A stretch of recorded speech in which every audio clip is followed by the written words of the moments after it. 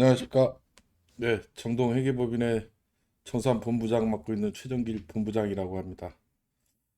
이번 시간은 국가연금개발혁신법 아이리스 조문 해석 중에 연구수당이라는 세목을 가지고 여러분들한테 해설 강의를 진행하고자 합니다.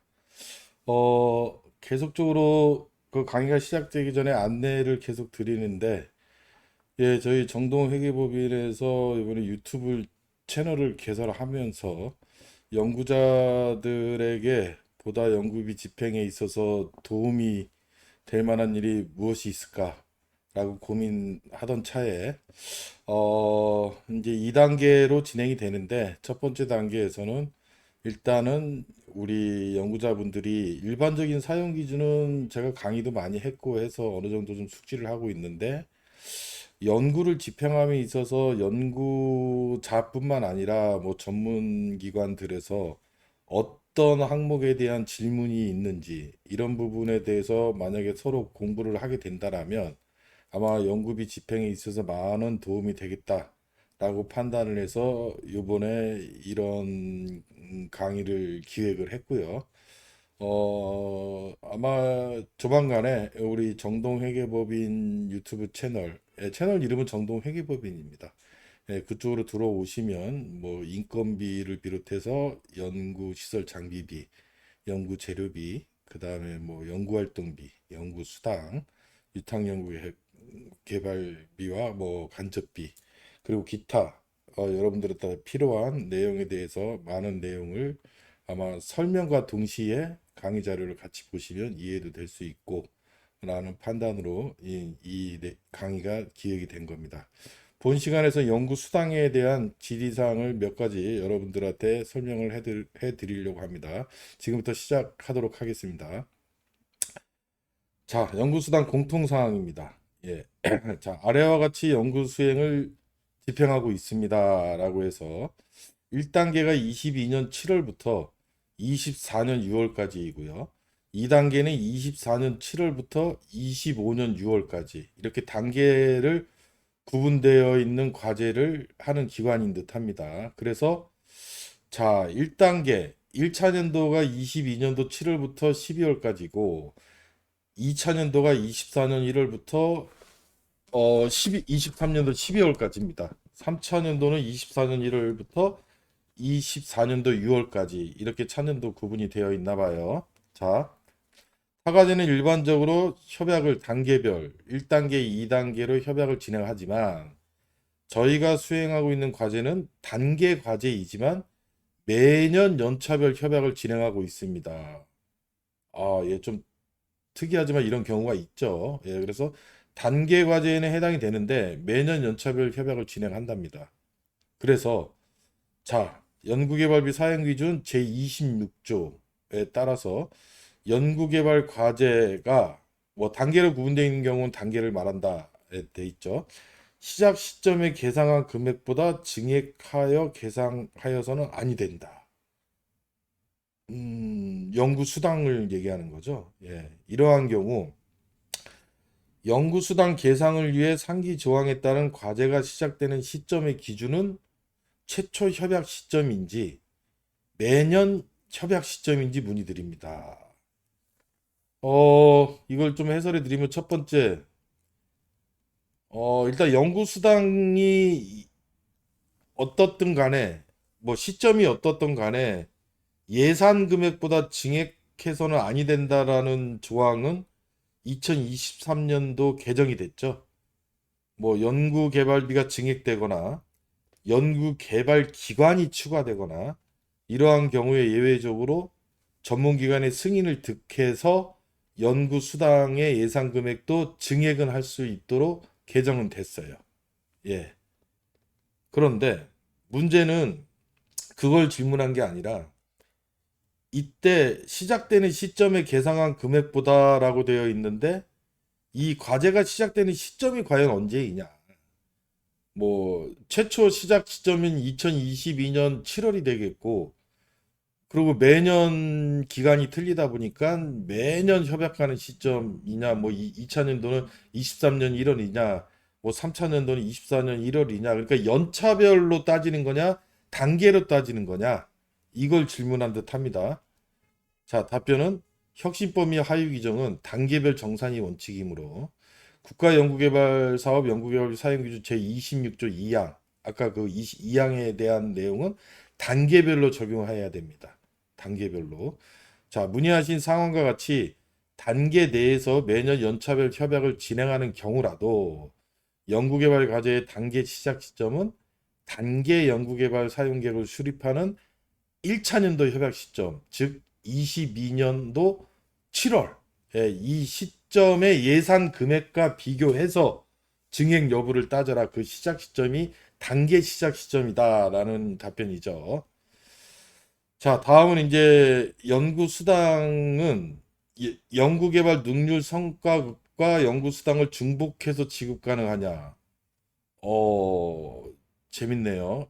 왜냐하면 연구수당도 참여 연구원들의 성과급조로 지급하는 거고 연구개발 능률 성과급은 간접비 내에 인력 지원비 내에 연구 참여자들의 또 성과급조로 10% 이내에 연구개발 능률 성과급을 지급할 수 있어요.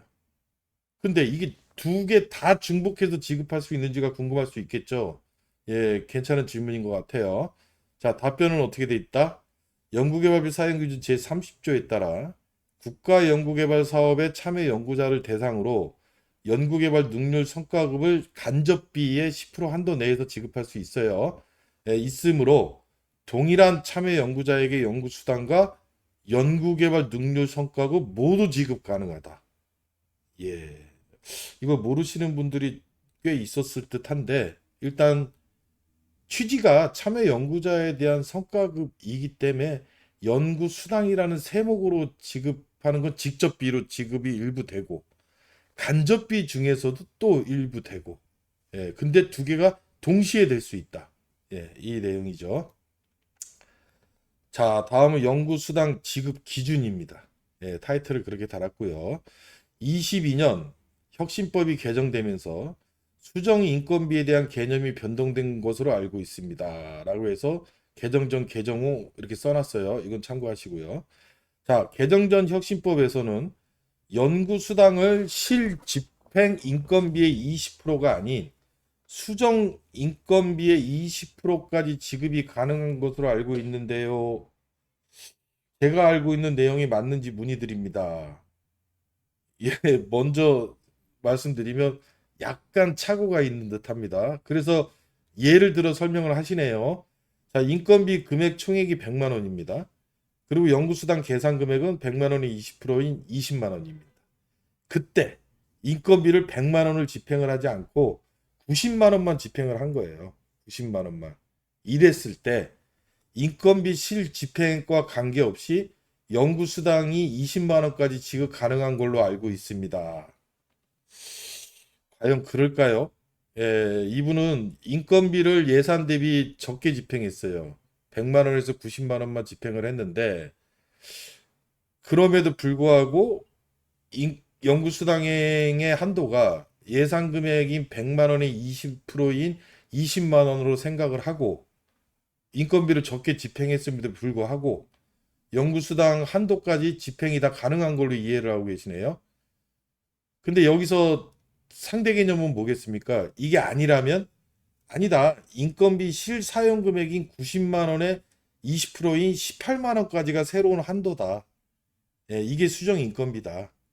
그래서 20만 원이 아니고 18만 원까지다. 라고 저는 생각을 해요. 근데 아이리스에서는 이렇게 답변을 줍니다. 연구수당은 정상 결과에 따라 수정 인건비가 원래 계획보다 감액된 경우 감액된 수정 인건비의 20%입니다. 라고 돼 있어요. 정상 결과에 따라라는 문구가 눈에 띕니다. 즉, 인건비에 대해서 불인정이 된 게 있으면 불인정 금액도 제외하라는 거예요. 이게 다 인정이 됐으면 예산 금액 대기 20%일 텐데 100% 집행했다면 근데 정상 결과에 따라 감액됐어요. 얼마가 불인정 됐어요. 그럼 불인정 금액에 대해서도 연구수당을 인정해 줄 수는 없다. 인건비에 비례해서 연구수당이 연동해서 이어지는 개념인데 아니 인건비가 불인정됐는데 연구수당을 그 연동해서 까지 않는다는 게 말이 되겠느냐? 따라서 정상 결과에 따라 20%이고 따라서 하물며 질의하신 내용으로 답변을 드리면 실사용 금액 90만 원 기준으로 수당을 집행해야 된다라고 답을 합니다. 예. 즉 만약에 인건비가 계획한 바대로 100% 집행이 됐고 집행된 게 올바르게 집행이 돼서 사용 기준과 부합되게 집행이 돼서 불인정 금액이 없어. 그러면 예산 금액이 20%로 한도로 잡았으면 그 한도 내 금액까지 연구수당 집행이 가능한 것인데 그렇지가 않아. 뭐 불인정이 있거나 아니면 실사용 금액이 적어. 그럼 그 적은 거에 20%를 적용하라는 거예요. 이게 갑론을박이 있었어요. 이게 그 회계사마다 대답이 다 틀렸고 하물며 전문기관별로 이게 해석하는 바가 많이 틀려서 과거에 작년인가 재작년 하반기인가부터 이거 가지고 간담회도 했었고 그리고 가기부에 질의도 하고 그랬습니다. 예, 문구가 좀 모호해서 그래요. 문구가 모호하다 보니까 계속 예산 대비 20%라고 주장하시는 분들이 되게 많이 있었습니다. 예, 그러나 지금 강의를 하고 있는 최정일 본부장은 그건 취지가 아니다. 그게 어떻게 연구수당의 취지이겠냐. 실사용 금액이 적으면 사용 금액이 20%가 새로운 한도가 적용돼야 된다라고 질의도 했었고 거기에 대한 답변을 받았고 아이리스에서도 그렇게 답변을 지금 하고 있습니다. 이제 아이리스가 이렇게 답변을 했으니 만약에 어떤 전문기관에서 그 전문기관이 추진하고 있는 사업의 취지와 목적에 따라서 우리는 그렇게 적용하지 않을 거야. 우리는 별도로 실사용 금액이 비록 예산 대비 인건비 실사용 금액이 적어도 우리는 예산 금액 기준으로 20%인 한도까지 연구수당 집행을 한도로 적용할 거야. 라는 별도의 지침이 있으면 그 지침이 적용될 수 있겠으나 그렇지 않는다면 연구수당은 실사용금액 기준으로 새로운 한도가 적용된다라는 해설을 드립니다. 다음은 이제 연구수당 변경입니다. 예, 이 내용이 뭐냐면 혁신법으로 바뀌면서 정상 기준이 연차 기준에서 단계 기준으로 바뀌었습니다. 그렇죠. 연차 정산이 폐지됐어요. 자, 1번. 단계 내 연차별 수정계획서를 제출할 때 단계 내에 연차별로 수정계획서를 제출할 때 최초 협약 시 계상한 연구수당액과 다르게 수정하여 제출하였을 때 단계 내 최초 협약 시 연구수당 계상 총액을 초과하지 않는다면 연차별 수정계획서 제출 시 계상한 연구수당을 증액 또는 감액해도 되나요? 이 얘기인즉슨 뭐냐면 단계 내 전체 연구수당은 증감이 없어요. 근데 연차별로 연구수당을 설정해 놓은 거를 거기서 연차별로 좀 어떤 건 추가하고 어떤 건 감액하고 하면서 전체는 맞추는데 연차별로 좀 차등을 둘 수 없나? 그 질문인 거예요. 그 다음에 두 번째 질문은 단계 기준 정산이 원칙이라면 단계 내 최초 협약 시 연구수당 계상 총액 내에서 연차별 계상액과 상관없이 최초 계상 총액 기준에 맞춰 집행할 때 당해년도 연구수당 차액 뭐 계상은 100만 원 했는데 집행은 50만 원만 했어요. 그래서 차액이 50만 원이 발생이 하죠. 이거를 차년도에 2월금 처리하지 않고 차년도의 연차별 계상 금액보다 증액하여 집행은 가능한가요? 단계 총액 내에서 뭐 그러니까 1차년도에 적게 집행한 걸 2차년도에 더 집행해도 되느냐? 뭐 같은 맥락인 듯 합니다. 단계 전체의 금액은 변동이 없다라는 뜻이고요. 자, 답변은 연구개발과제의 협약 체결 당시 계상한 연구수당 금액을 협약 변경을 통해 감액한 상황에서 다시 협약 변경을 통해 최초 협약 당시 계상한 연구수당 금액 내로 증액하는 것은 가능합니다. 이게 뭐냐면 통보사항으로서 일단은 연구수당이 연차별로는 변경이 됐잖아요. 이 연차별로 변경된 거는 그냥 통보사항으로 변경 등록만 하면 되는 거지 승인까지는 필요 없다라는 얘기예요. 예. 그리고 연차별 이월에 대해서도 별도로 제한하고 있지 않다. 단계로 따진다. 한도도 단계로 따집니다. 그러면 아까 말하는 인건비의 실집행액을 따질 때는 연차별로 따질까요? 단계별로 따질까요? 단계별로요. 단계별 예산에 1억 원이 있었어요. 단계로. 근데 단계로 인건비 실집행액이 9천만 원이에요. 그러면 단계의 한도가 2천만 원에서 1,800만 원으로 바뀌는 거죠. 9천만 원의 20%로. 단계로 따지는 겁니다. 그러면 한 발짝 더 들어가 볼게요. 연구수당에 이런 게 있어요. 직접비를 80% 이상 집행하지 않으면 연구수당도 80%보다 적게 집행한 비율만큼 적게 집행하라는 규정이 있죠. 그 얘기는 즉슨 뭐냐면 직접비를 예산 대비 80% 이상 집행했으면 연구수당은 다 집행해도 100%다 집행해도 좋은데 만약에 직접비를 예산 대비 75%만 집행을 했어요. 그러면 80%보다 5% 적게 집행했잖아요. 그러면 연구수당도 100%가 아닌 5%가 적은 95%만 집행해라 라는 규정이거든요. 그 규정이 있어요. 만약에 뭐 78%를 집행했으면 2%가 적으니까 100%보다 2% 적은 연구수당은 98%만 집행하라는 규정이 있는데 그때 직접비 집행 비율을 따질 때 연차별로 따지는 거냐 단계를 전체로 놓고 따지는 거냐도 궁금할 수 있죠. 단계 전체로 놓고 따지는 겁니다. 단계 전체로 놓고 직접비의 집행 비율이 80%가 넘었냐 40%가 안 되냐 이걸 따진다라는 말씀입니다. 자, 연구수당은 기여도 평가를 해야 되죠. 아주 중요한 부분입니다. 연구수당이라는 세목에 있어서 기여도 평가는 빠질래야 빠질 수 없고 매우 중요한 부분에 해당되는데 이 기여도 평가의 대상인 겁니다. 이 기여도 평가의 대상을 어디까지 해야 되느냐라가 질문인데 자, 26조의 연구수당 공통사용 기준에서 이렇게 정의되어 있어요. 연구개발기관의 장은 참여 연구자 전부를 대상으로 하는 기여도 평가 등 연구수당 지급에 관한 합리적 기준을 마련해야 하고 그 기준에 따라 연구수당을 지급하여야 한다. 여기서 중요한 단어가 뭡니까? 참여 연구자 전부. 즉, 한 번이라도 참여했던 연구자가 있으면 그 연구자는 기여도 평가서에 일단 평가 대상으로는 들어가야 된다는 겁니다. 자, 그래서 국가연구개발사업 연구개발비 사용기준 제26조에는 연구수당 지급을 위해 참여 연구자 전부를 대상으로 참여했던 연구자 전부를 대상으로 기여도 평가를 하라고 되어 있습니다. 예, 맞습니다. 자, 그랬을 때 참여 연구자 전부라는 것은 중도 퇴사자까지 포함된다고 국가혁신법 매뉴얼에 나와 있습니다. 맞죠? 그래서 제가 참여했던 연구자 전부라고 얘기했어요. 평가는 중도 퇴사자까지 포함하는데 연구수당 지급은 약간 모호합니다. 즉, 연구수당을 지급할 때 중도 퇴사자는 평가는 하지만 지급 대상에서는 제외돼도 되는지요? 평가를 했는데 지급을 안 해도 되는지요? 라고 질문을 했어요. 궁금할 수 있으니까. 두 번째, 지급 대상에서 제외할 경우 중도 퇴직자를 제외한 참여 연구자들에게 연구수당으로 편성된 전체 금액을 평가 결과에 따라 지급해도 되는 것인지요? 이거는 질의를 왜 했죠? 지급 대상에서 제외할 경우라니요.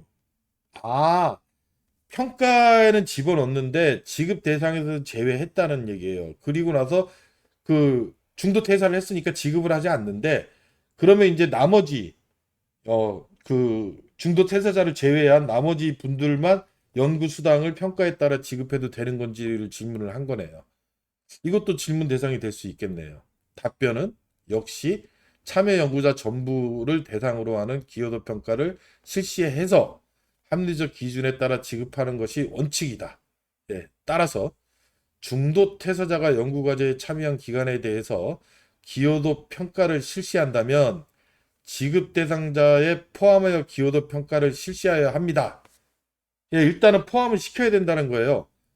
다만 참여 연구자 전부를 대상으로 기여도 평가 등을 하여야 한다는 취지가 연구수당의 지급 시 기여도 평가에 포함된 모든 참여 연구자에게 연구수당을 지급하여야 한다는 뜻은 아니다. 예, 평가는 하되 지급을 안 해도 돼요.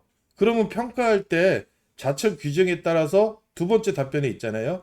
평가 결과가 일정 기준 이하는 지급하지 않도록 기준이 되어 있고 그 자체 규정에 있는 일정 기준 이하로 평가가 돼 있으면 평가는 했지만 지급을 안 해도 되잖아요.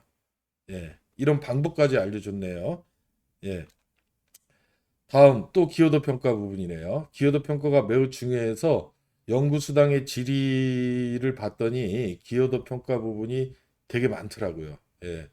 역시 또 기여도 평가는 연구수당 지급에 관한 합리적 기준, 예, 연구기관 내에서 합리적 기준에 따라서 기여도 평가를 해야 된다라는 내용을 알겠다는 거예요.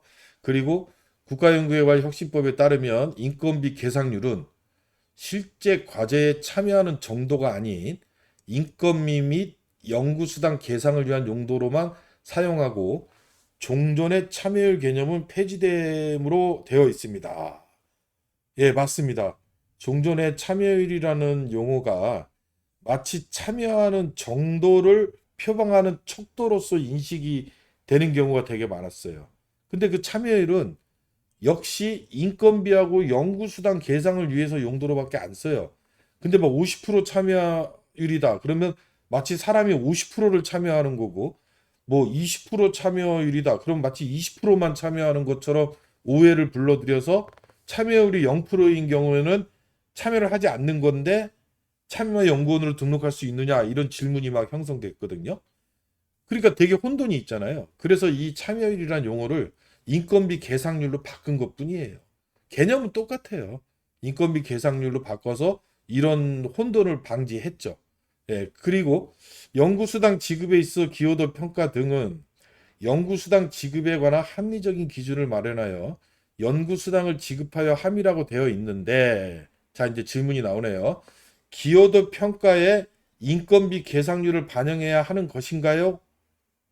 아,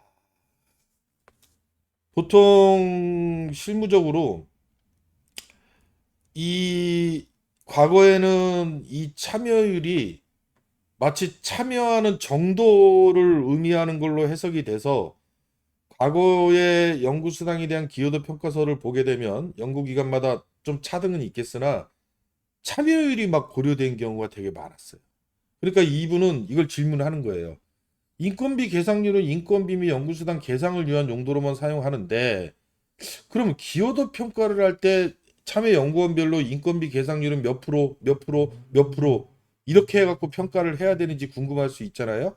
이렇게 해서 질문을 하면서 위 인건비 계상률이 종전의 참여율이 아니라면, 즉 참여하는 정도에 대한 척도가 아니라면 반영이 필요하지 않은 것 같습니다만 기여도 평가 방안을 만드는데 평가 기준 설정이 모호하여 문의드립니다.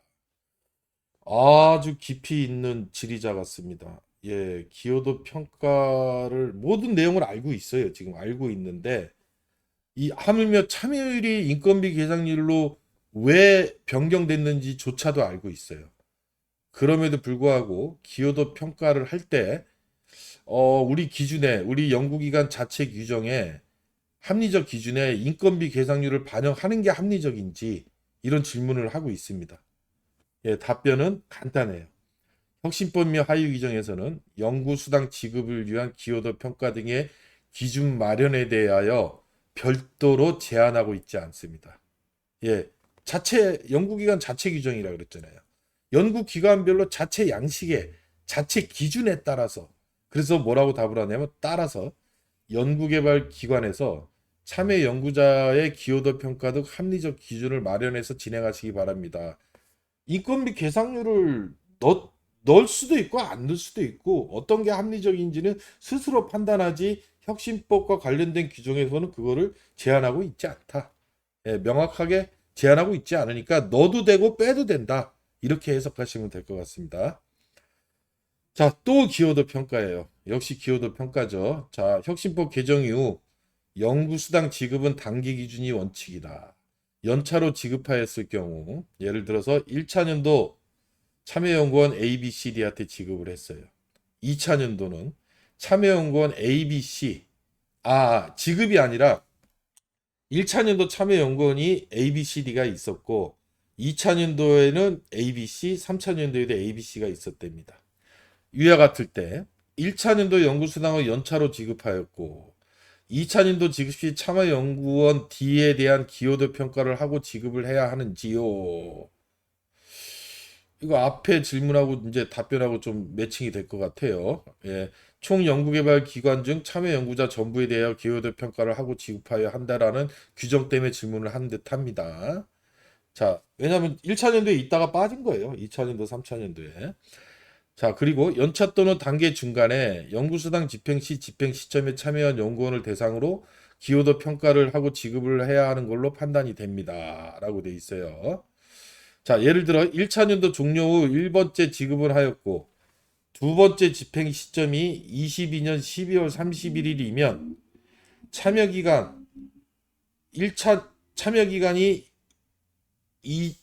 21년 1월 1일부터 22년 12월 30일까지 참여한 연구원은 A, B, C, D이므로 1차 년도부터 2차 년도까지 참여한 전체 연구원이에요. 예, D 연구원까지 있잖아요, 지금. D 연구원이 2차 년도에는 참여하지 않았지만 안 했죠.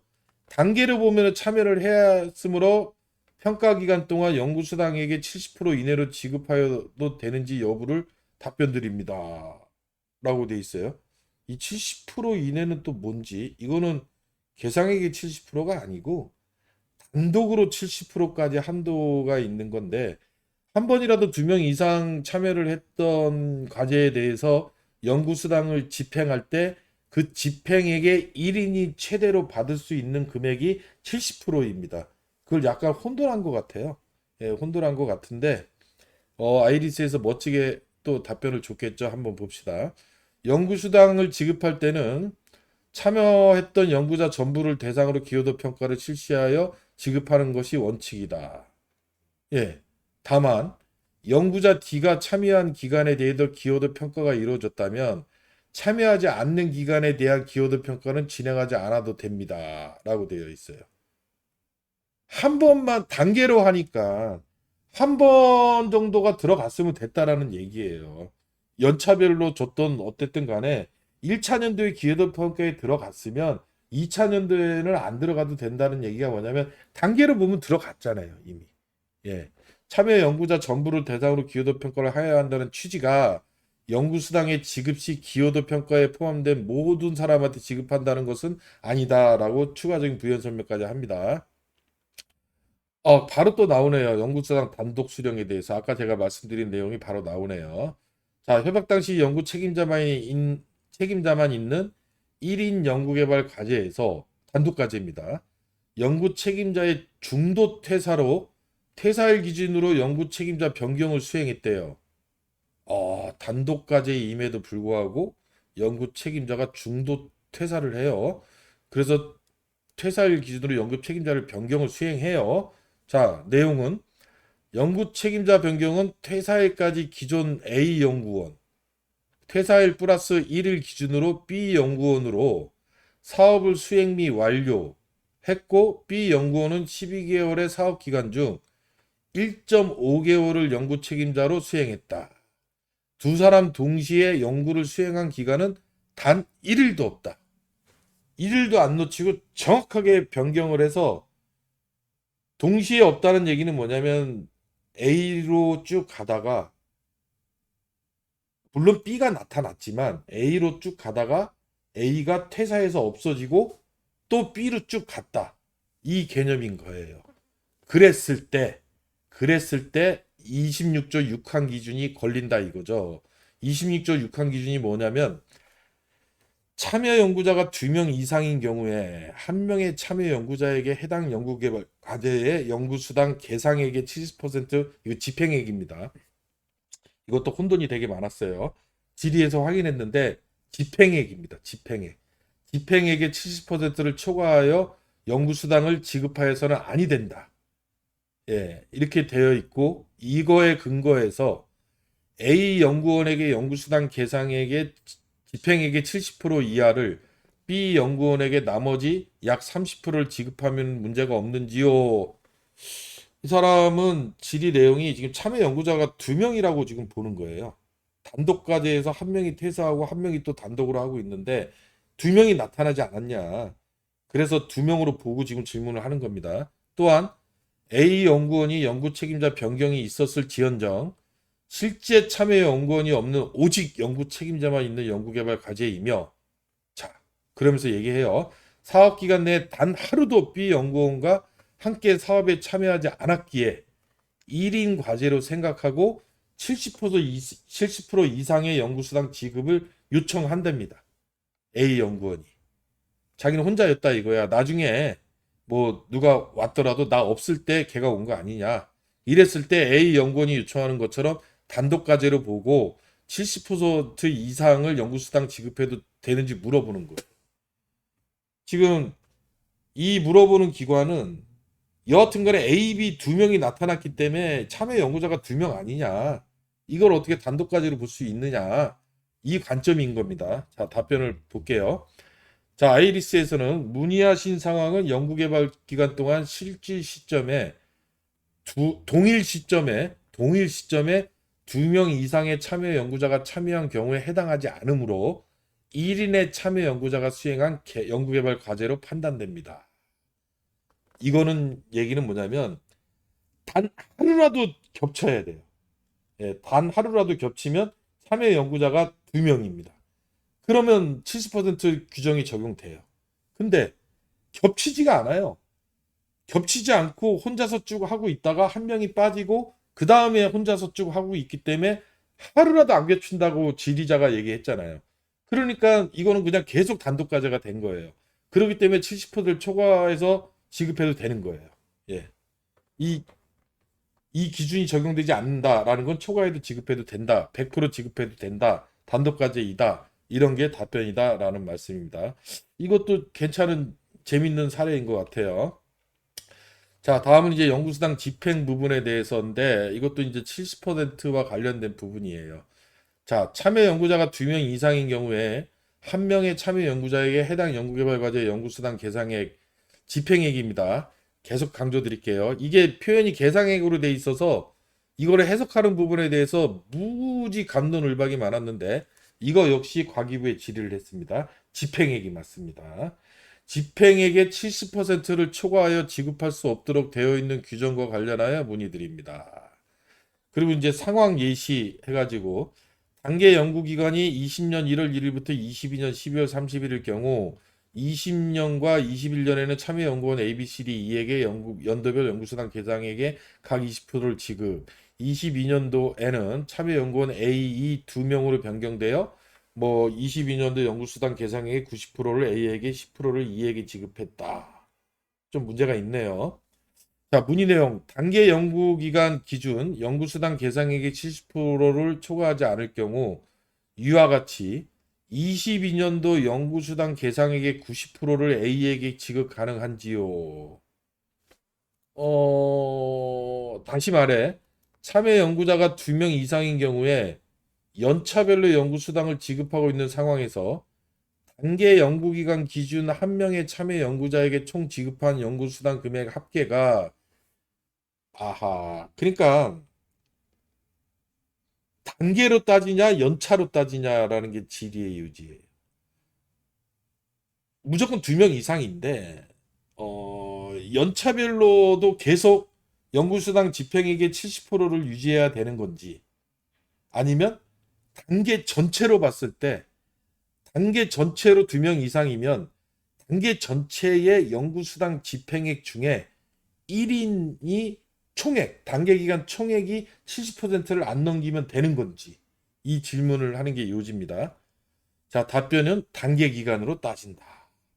예, 단계 기간으로 따집니다. 즉, 뭐 어떤 연구원한테 어떤 연도에 특정하게 뭐 100%를 주던 90%를 주던 연구기가 그 연도 그 연차에 연구수당 집행액의 100%를 주던 90%를 주던 간에 단계 기간 전체에서만 70% 연구수당 집행액의 70%를 초과하지 않으면 무방하다.